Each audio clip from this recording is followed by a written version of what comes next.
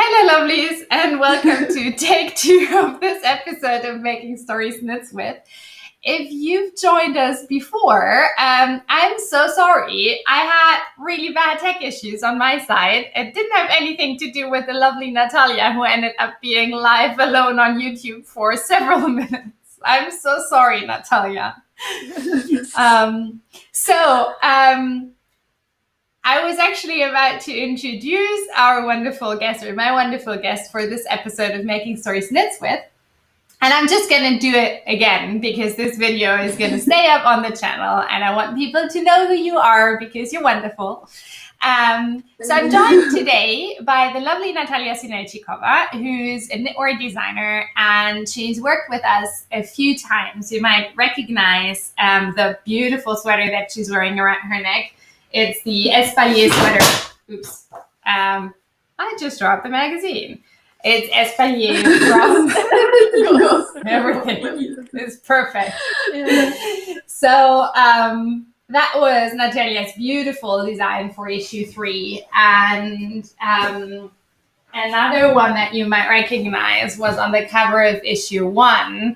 Her gorgeous rainfall shawl, which I think to this day is one of the most popular patterns that we've ever published. I can't blame people. It's gorgeous. Thank you. Natalia, I love your approach to knitwear design because it's so modern and super unique. And we're definitely going to talk about this. But before we do that, I want to kind of set the scene a little bit for the big topic that we have for today, which is swatching and submissions. Because we went on Instagram Live on your profile a few weeks ago to talk about swatching and submissions, and you shared your beautiful swatches with people, and I immediately knew I wanted you on here to talk about that. And I chose this time because we actually have a new call for submissions for issue 6 coming out next week. So I thought it would be wonderful for people to learn about how you're approaching submissions, because you're really successful when it comes to getting your patterns published in magazines and with yarn companies. Yes, I think so. I think it's still quite a big part plays luck, or let's put it like that. A lot of other designers were submitted. We just fit together because from interview with people, I understood that it's mostly good ideas you receive, and how they fit each other, and how they vary across the different types of garments, stuff like this. I would say plays very big role. So my approach is just one small plus to can give your submission, my submission. So it's not. It doesn't mean that if you will do this way, my way of sketching and watching, your idea will be accepted. But it gives you plus and bonus. Yeah, most definitely. And you're right. I mean, at the end of the day, I'm trying to curate a collection of 10, 12 knitting patterns, and they have to fit together. And often we're in a situation where we have so many beautiful submissions that at the end it gets really, really hard to choose. And a yes or no from us then doesn't mean that the design is bad or anything. It just maybe is not like 100% the fit for that particular collection, or it just doesn't really, there's something that has just that super good fit, and something else just a little bit less. Let's backtrack though a little bit. What you want to share a little bit about you with our viewers? What can I share? I came from Moscow. I worked as a director there in an advertising company. But I think already 5 years ago I came to Poland and studied here.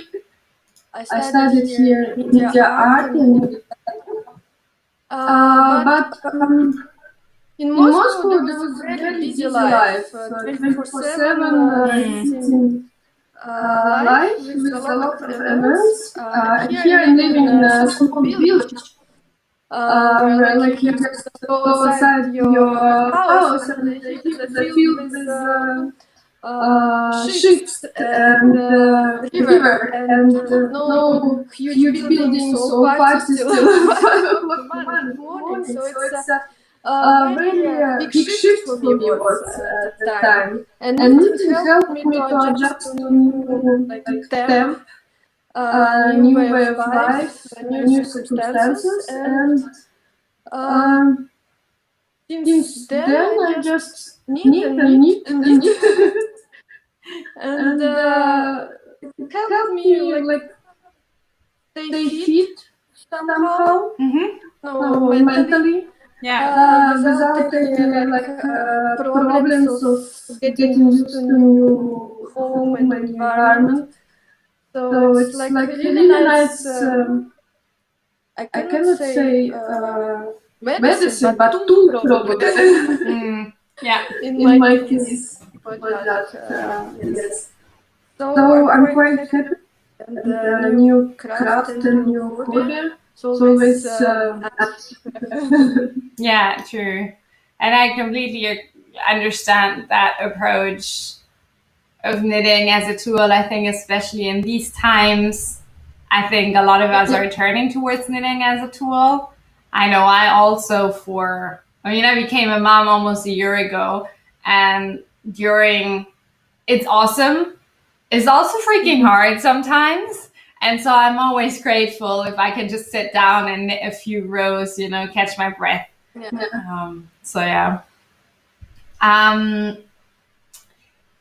Where do you draw your inspiration from when it comes to your designs? Every time that I look at I either see a submission of yours, or when I'm prepared for the interview, I look on your Ravelry page again. And it's like you have such a unique design language, and yet all of your designs are super wearable and really modern. Where is it? Where do you get inspired? It's always a tough question because I hear this question almost entire my life since art school. Where you find the inspiration? It's from daily life, probably. Sometimes from architecture. Sometimes I go shopping to see some interesting pullover or things that I would like to have, but I'm sorry, we have friends here. Because sorry, yesterday we even appeared in news, I think. We had a lot of fly ads. So it was like covered with spiders. No. That's like bizarre. And it seems that everything goes wrong today. Oh no. Not to see like some parrot falling around. Oh my god, that would not be pleasant. So back to inspiration. Sometimes, just the thing I see in the shops or conversation with a friend could be an inspiration because she mentioned something or some pattern. I like very much typography and different letters, lettering. Always was something that I was looking for in design, and somehow, for example, Switzerland typography is like minimal, very strict type, always somewhere on my back of my mind. But the thing is that when I design, I always imagine how I will wear this garment. I never need just to knit or to put in the drawer. If there is something that I don't wear regularly on a daily basis, or like I know that I will wear it like once a week, or if it's something like for out, I still know that I will wear it when I'm going out. It won't lie for months and years in my closet. So if this doesn't happen, I just put it back. Because this is the rule that helps me establish my style somehow. Be loyal to my style, although sometimes, oh my god, it's such a nice, very beautiful yarn with bright colors, but I know that it won't fit me. I know that I won't wear it, so it's not my style, and I won't feel uncomfortable. It's personal preference, so I don't do these things. So this helps to also design, because if you believe in what you do, and you know that you will wear, and you know that people like how you knit and what you do, it means that they also would like to do it, and maybe publisher, knowing my style, would look and say, okay, this designer probably will offer something that we know will be good or successful or in our style or match our preferences. So this is also helps a lot, and also sort of inspiration. I mean, you can say it kind of. Yeah. And I love that approach, and I think there's definitely something there that makes that, or that connects that part of your design approach, this sort of check-in, is this something that I would wear, with patterns being accepted by publishers or magazines. I can only, like, I love conceptual designs. I love things that are out there. It's not something that I can put in this. It's just not. Yes. It's like, this is, the reality is, this is a collection that I want to, and that also needs to appeal to a lot of different people. Yeah. And people, you know, like, from all sorts of different places and all sorts of different lives. And I think the check-in is something that I would wear, means that everything that you design is actually, you know, can become a viable part of someone's wardrobe. And I think that's super important, because I have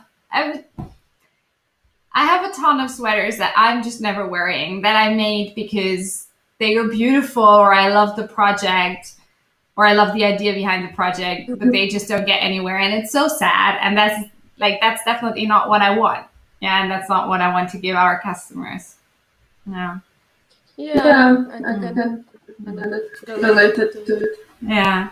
So we already touched a little bit upon that your patterns have been published in quite a few magazines. I'm looking at my notes here, and I mean, you've been published in Making Stories, but also in Pom Pom, Line, and you've had patterns with Woolfolk, I believe. And I think there are a couple of others coming up. Which role do these collaborations with publishers play in your work? I really like to collaborate with magazines and yarn companies, because a lot of times self-publish requires you some extra investments, like tech editing, you have to pay for yarn. I'm lucky, I have a graphic design background, so I can make layout and photos myself. I have a photographer also. For my self-published part, but not all people can do it, so they should hire someone to do this for them. So it's additional expenses. And when you also collaborate, you also have some sort of I cannot say helper, but additional pair of eyes can like direct or see something that you don't see, and help you with some details or some things you could not consider yourself or something like this. So I think And of course, it's knowing that I'm sorry, we are stuck small bit. No, I think it's all good. it's okay. And of course, also magazines and yarn companies give you this marketing bonus. So you get more recognition that you would probably get if you just start designing. It's quite difficult to get recognition nowadays. So preparation can be a good way to establish a name, especially if it's a successful collaboration.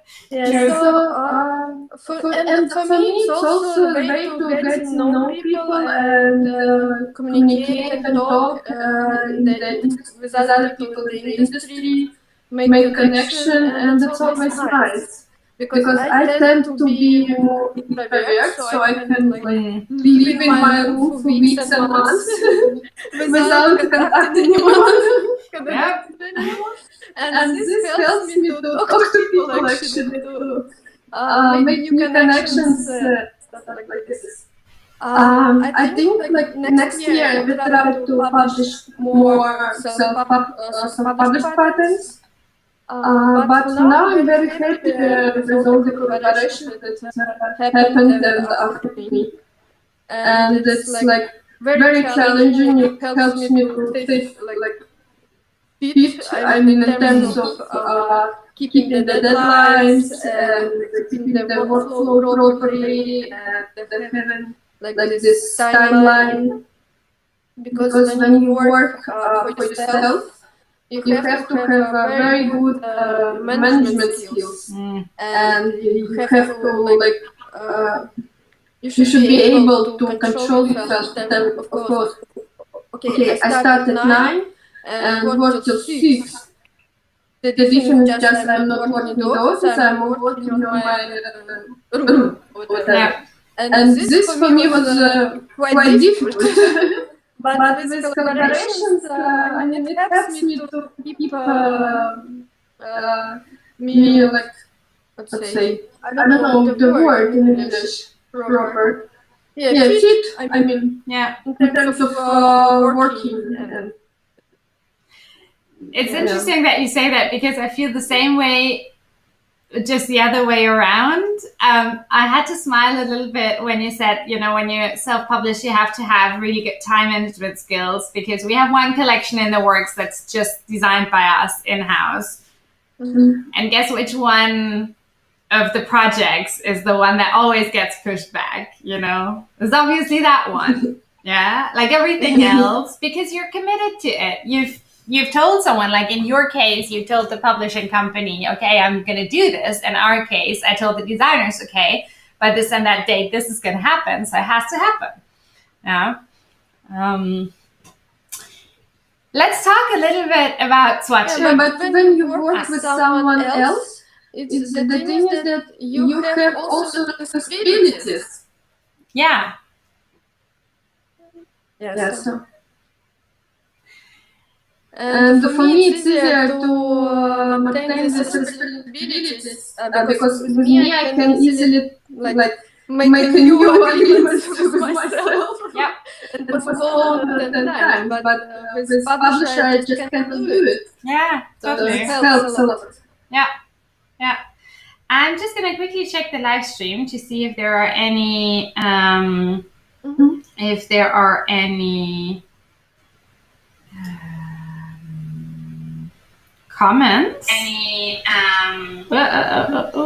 are. No, I don't think there are. Okay.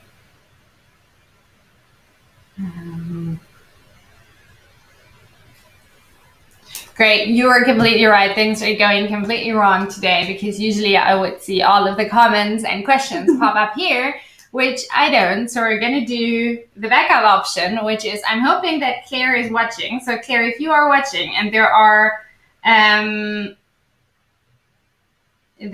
things. Oh, I just got a message from Claire, actually.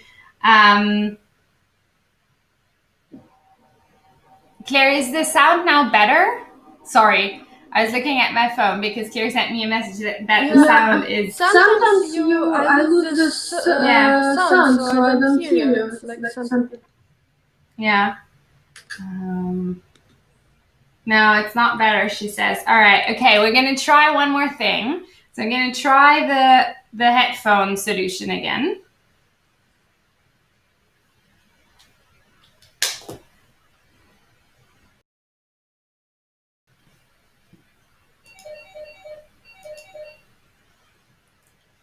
Okay.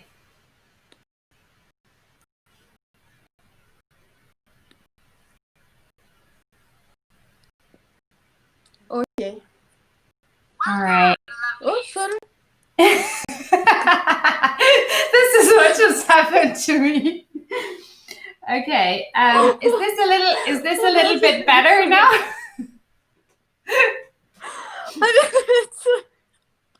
I think Natalia, I'm not entirely sure if maybe we need to try your headphones as well, because apparently there's the echo is back, the dreaded echo. Okay. I will try then to take my phones. Sorry for this.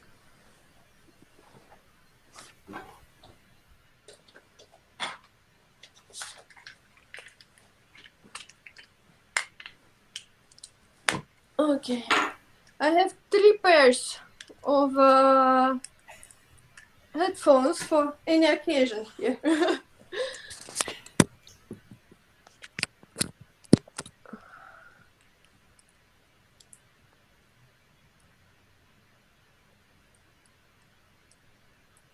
Okay, I'm Okay. now. Yeah, I can hear you, and I think everyone else can hear you too. And it's better now. Yay! Wonderful. Alrighty. So, Claire Love, if there are any questions coming in, can you just send them to me via WhatsApp, because my live chat won't work.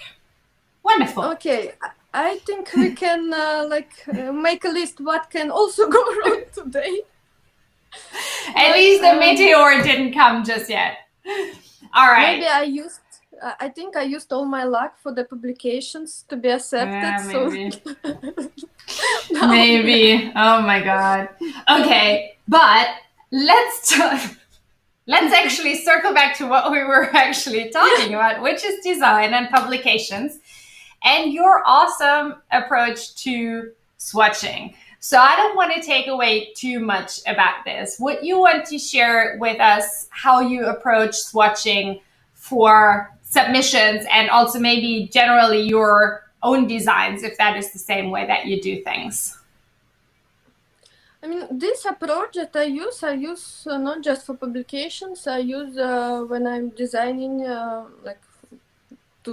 for pattern that to be published on Ravelry under my name. So and it's very helpful in terms of that when you're swatching, you just think through all the details and small and big moments. So basically, what the approach is that you need,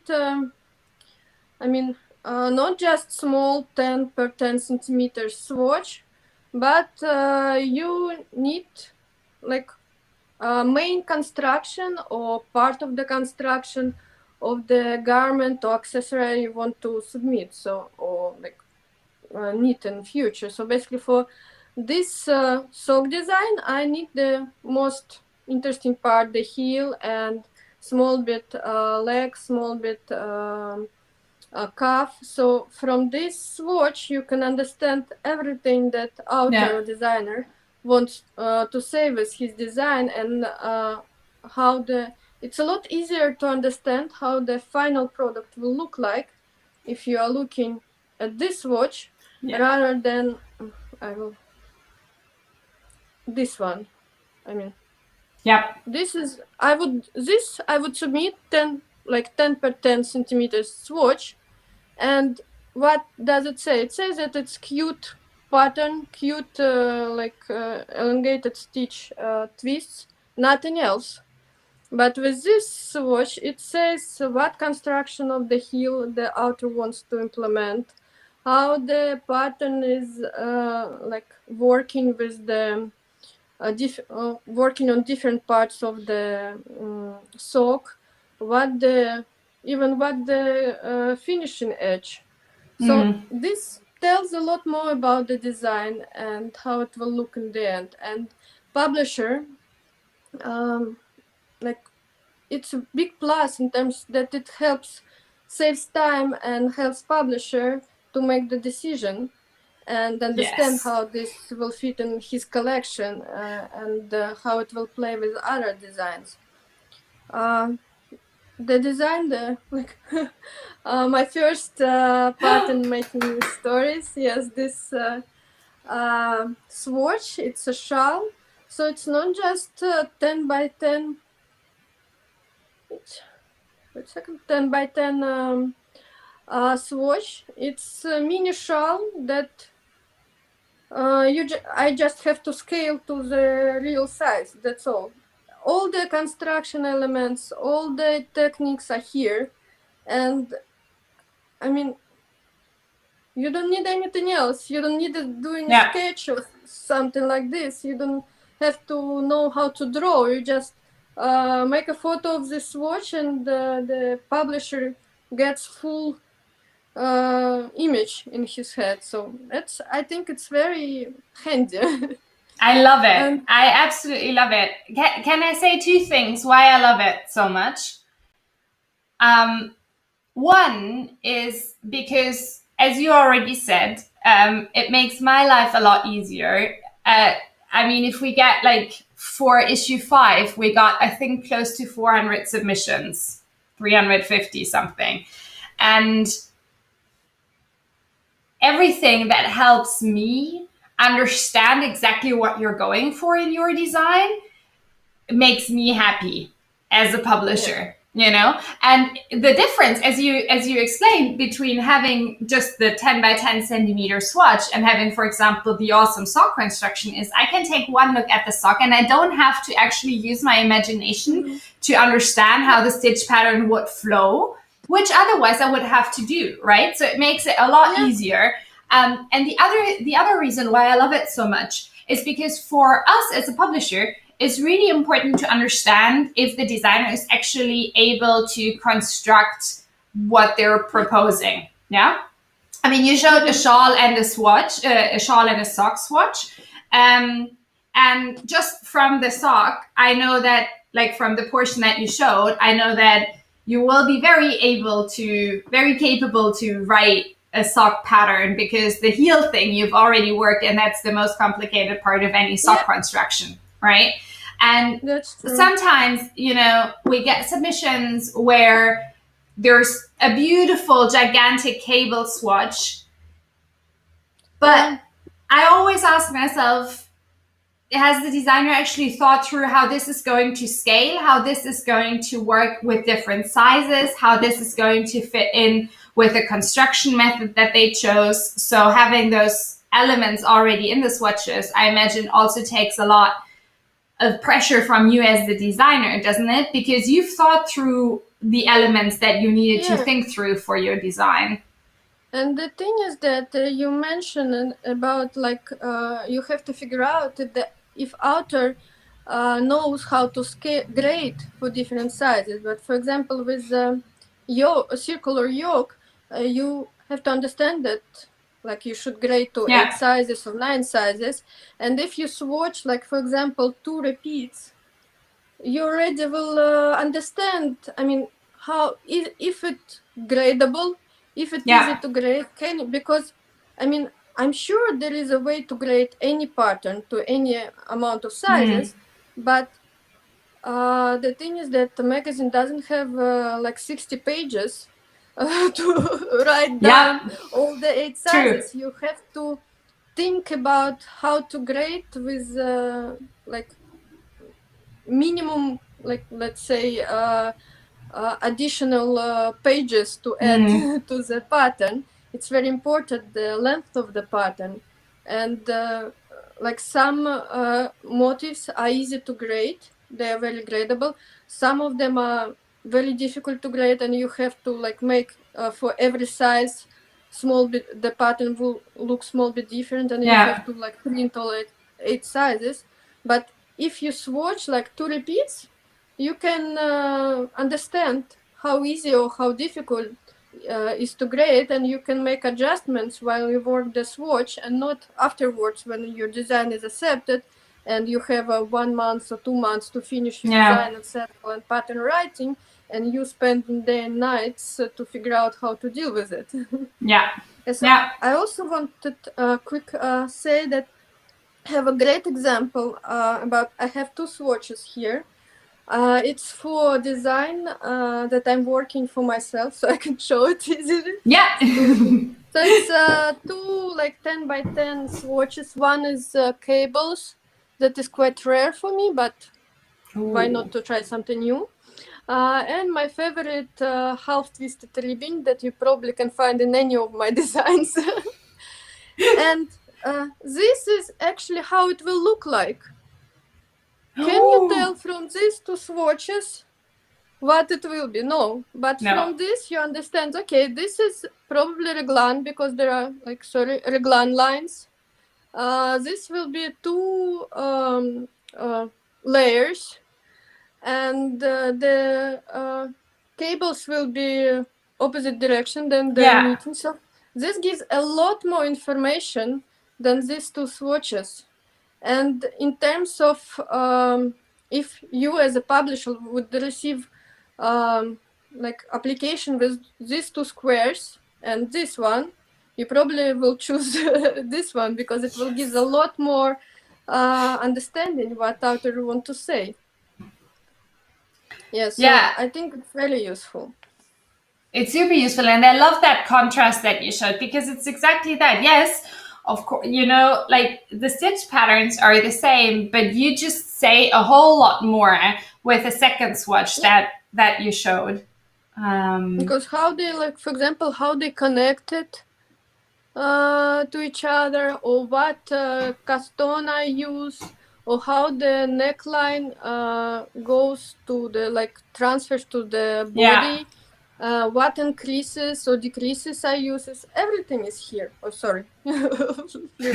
Everything is here. So it's really helpful. Even it's helpful for publisher to understand, and it's helpful for designer to make up her mind, what she wants and how, like, the final garment will look like. What are some other things? I remember from our conversation on your Instagram that we also talked a little bit about sketching, and you also had a really good tip when we talked about the rainfall shawl swatch that you shared with people when it comes to color. Yes, colors. I have these pages with me. The thing is that I mean, of course, you have to, not have to, but let's put it my way is I design things that I know that I will wear. And if I'm not sure, I'm doubtful if it will look good on me or would I wear or not, I won't submit because it's something that I don't believe. I don't want to, like, fake my belief or something like that. So, but still you have to, I would not say adjust, but find the common ground with the publication.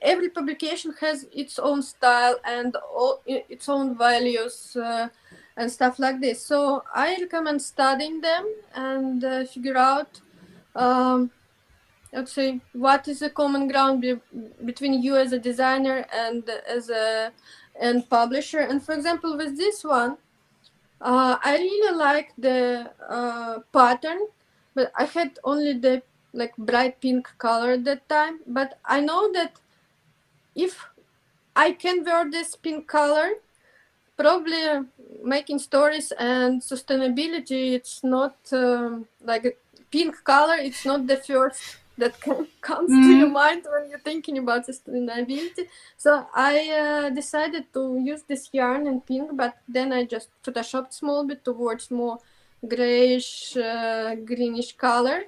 So it's still me in terms of pattern, but in terms of color and how it looks, it's a common ground between you as a publisher and me as a designer. So it's always nice to like look and find what things are in common and what you can highlight with your design or your swatching or your idea that would like publisher and would think, okay, that's really us.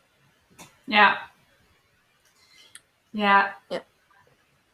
It just makes me feel good because I know that, you know, you've been paying attention to what we've, like the colors that we're using and things like that. And it doesn't even have to be, you know, like, it doesn't even have to be anything that we've used before or anything. It can just be a play on the mood board. And what I love about that, you use the bright pink yarn and then you photoshopped is it, you know, you can use whatever yarn you have in your stash and you can always just fudge things a little bit afterwards in editing. Anything. I didn't like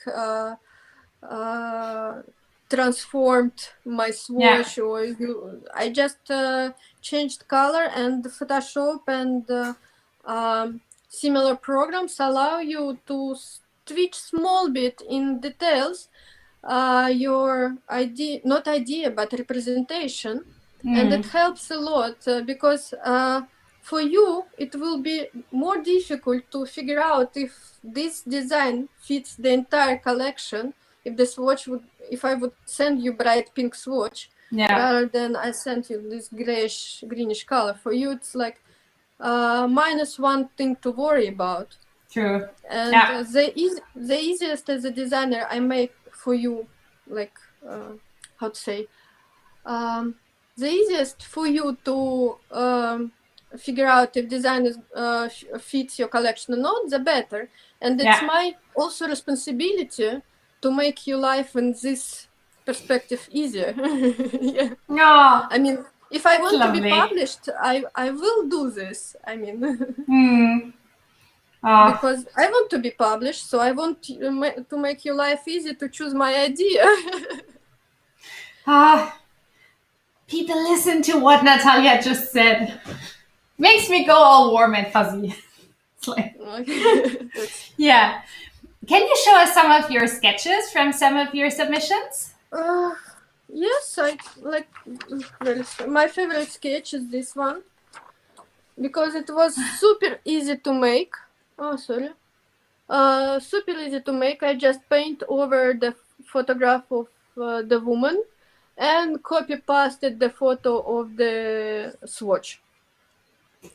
It's super easy. It doesn't require any drawing or something like talents or abilities, or I don't know. But it's very also informative in terms of how it will look like on the model or on the like body. And here also, wait a second, I just draw on top of the photo. That's all, and it gives a lot better.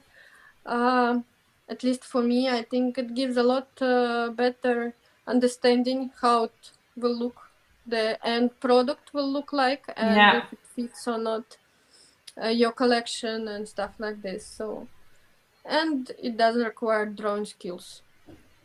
And I think that's something that a lot of people, including me, are afraid of. I cannot draw for the life of me, and the thing is, sketches are so important for submissions because they actually show how something sits on a body, which is something that you can't show with a swatch unless you've knit an entire sweater and photographed it on yourself or something, right? Like that is your swatch.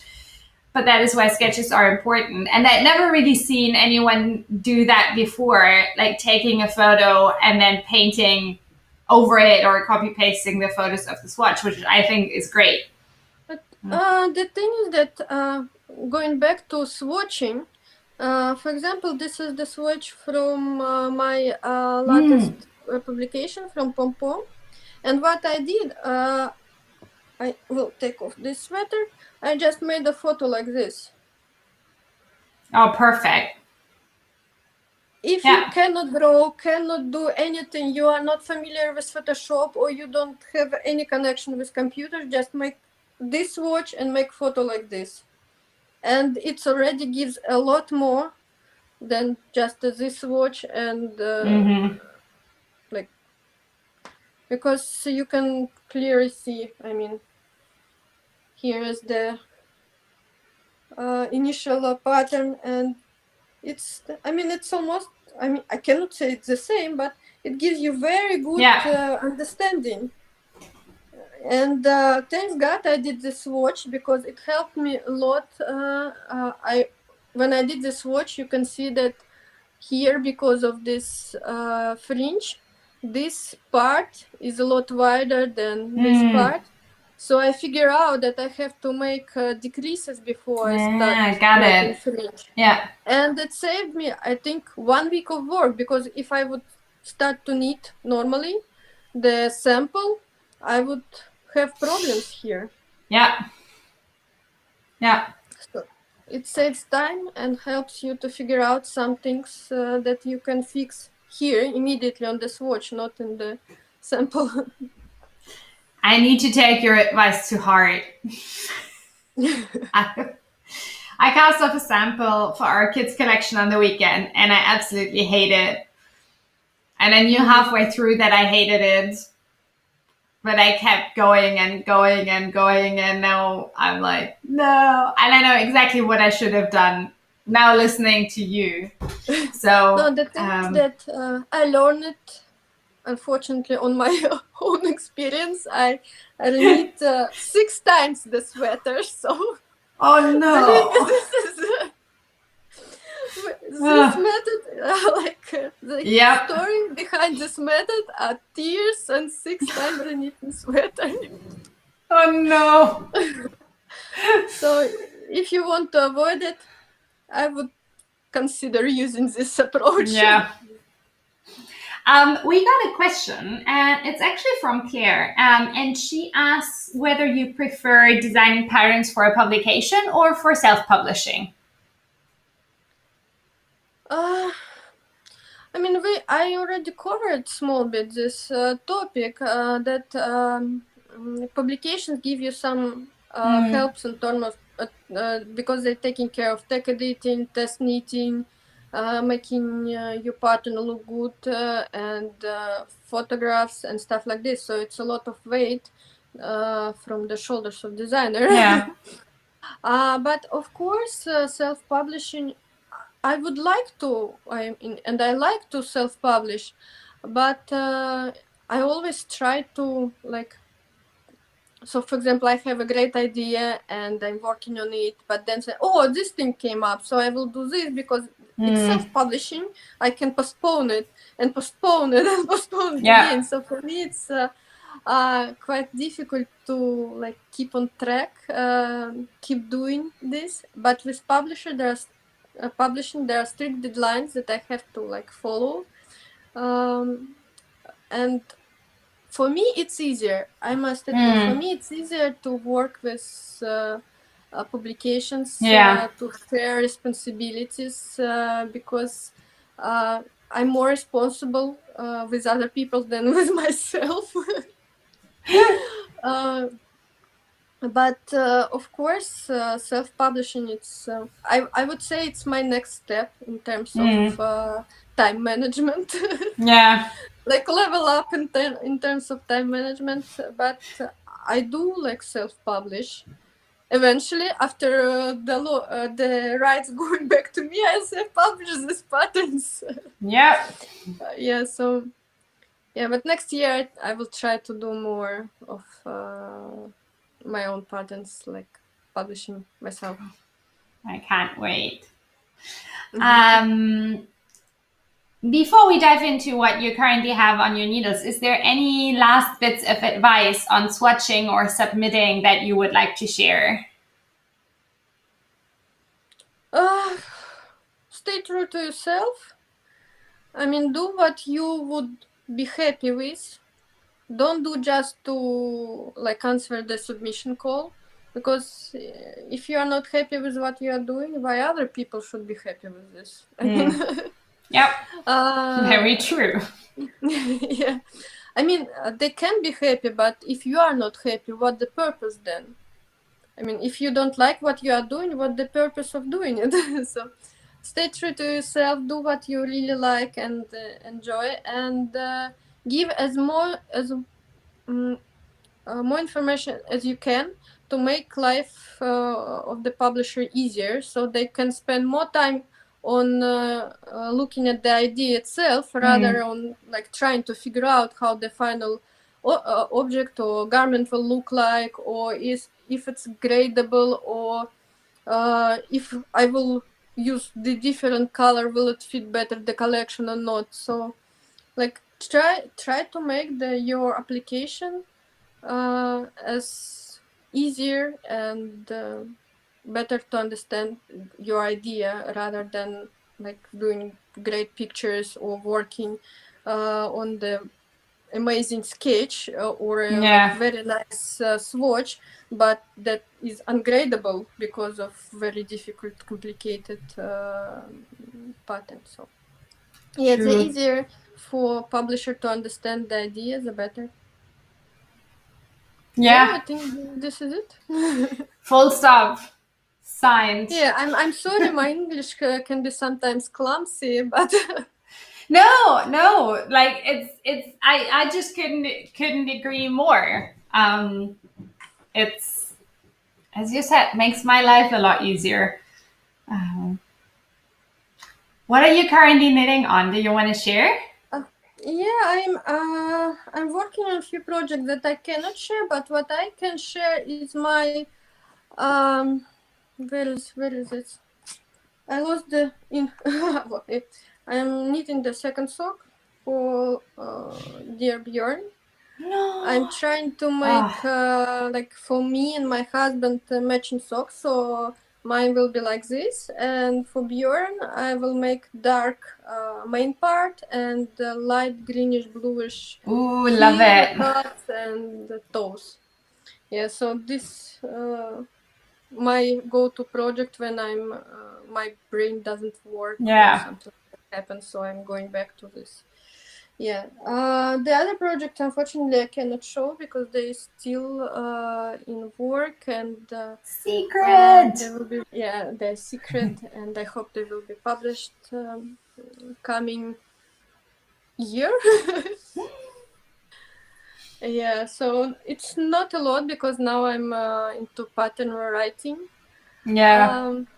I have to finish some writings, and I have to translate to Russian this Dear Bjorn sock, so I can offer also Russian language, because I think tomorrow we receive back the rights. The designers who submit for line sock book, we will receive the rights back, and we will be publishing them. So I also have to like organize PyHeap and upload to Lovecraft to give different possibilities to use this pattern and download this pattern. Which is an excellent segue into where people can actually find your patterns these days. I have some patterns. I started to move my pattern to Lovecraft also quite some time ago, and some of the patterns are available there. But I mean, it always these things take so much time in terms of, I mean, transferring on the information and stuff like this, and the last period, like this spring and summer, was quite busy in terms of pattern writing and knitting, and I do it extremely slow, so I'm very sorry for this, but it's on its way.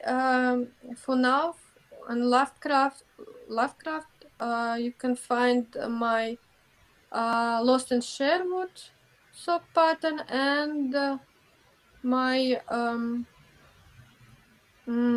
Northern Winds shawl pattern. Yeah. But soon there will be a Dear Bjorn and Rainfall, and my friend helped me to translate Rainfall to Russian, so it will be also in Russian language. Oh, nice. So, yeah. So I just want to translate first and upload one at a time, both languages, because otherwise Lovecraft gives this weird they take time to check if your pattern is okay to upload. So last time it took a week them to like check if everything is correct. And for example, if you want to change small piece, like you figure out you made a mistake, forgot comma or spelled the word wrong in the description, you basically doing all the process again. So for example, last time I wanted to change one small thing in the description, not in the pattern itself, but in the description, and it took me another week so they can check that everything is okay. Yeah, it's super weird, but I mean, in terms of what's happening now, it's, I mean, okay, I can deal with it.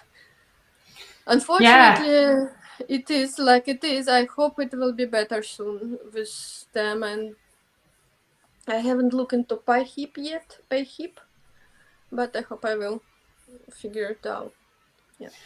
Yeah, I think PayHip, also for everyone who's not, I imagine you are all familiar with it, but everyone who's not familiar with it. So whereas the obvious answer up until a few weeks ago to my question would have been go on Ravelry. Ravelry has big issues right now with their redesign, which is making the platform not accessible for people, and is actually causing really bad health issues.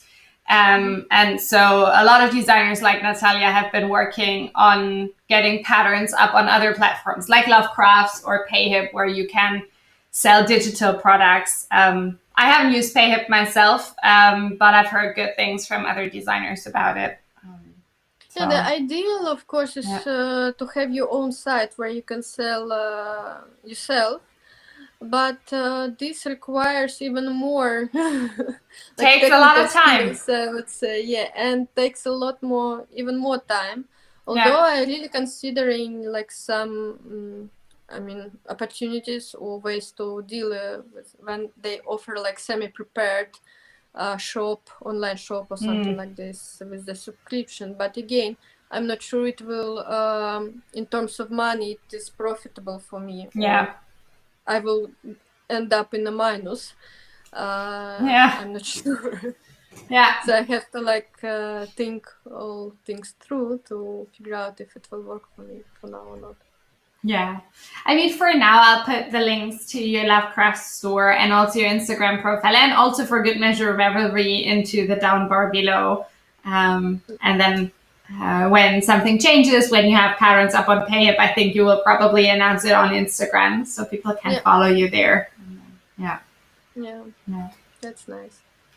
Okay, people, before we sign off, are there any other questions for Nataliya? We're just going to keep chatting for a few more minutes before we wrap it up. But yeah, I'm really excited to see what you have coming out as patterns in the next few months. And I'm looking forward for your next submission call, because like it was a very intriguing message in Instagram, like we figure out new theme. And we are very excited. And I tried to like guess what the theme is. What did you guess? I really would like to like design something that would use leftovers or something like this, to be more on sustainable part. And I'm a huge fan of geometry and chevron patterns, so whatever your theme is close to geometry and chevron, I'm definitely in. Well, I think, when it comes to leftovers, you're always more than welcome. Really, anyone is more than welcome to propose a project using leftovers. It doesn't always have to be super new yarn. And I'm pretty sure you could make chevrons work and geometry with what we have in store. I'm really excited for this one. So it's one of my favorite portions, figuring out which topics of an issue we want to do next. And then, so since issue 5, we've been doing issue-specific mood boards. And it's almost a bit magical. Like the process that we have now is we ask people on Instagram and in our newsletter to send us topic ideas. And then Claire and I sit together virtually and chat about it. And then after a couple of hours of discussion, usually a topic emerges. And then we go on Pinterest and start pinning. And like it takes us a long time. It takes us at least half a day to arrive at a mood board. And when when you look at something, when you look at the mood board, and then you're like, this is it. This feels really, really good.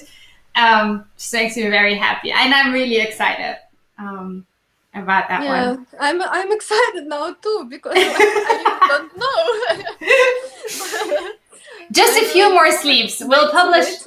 Yeah, we'll publish it on Monday. So yeah. All right. We'll see. I don't think we have any questions. Thank you so much for joining me today, Nataliya, and for sharing your beautiful swatches with us.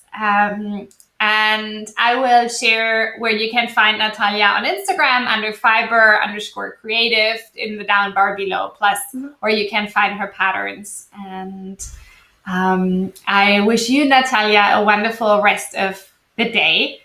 Looking forward to maybe a submission or two. Yeah, knock on wood. No meteors or anything, please. We've used up our bad luck for today. Yeah, so now I should be probably next day will be very lucky for me. Yes, exactly. Yeah. Okay. And lovelies, I will see you actually here again tomorrow for the launch of Making Summer Stories. And the next Making Stories Knitwith is going to happen in 2 weeks from now on July 28th. And I will talk to you then. Bye-bye. Okay. Bye-bye.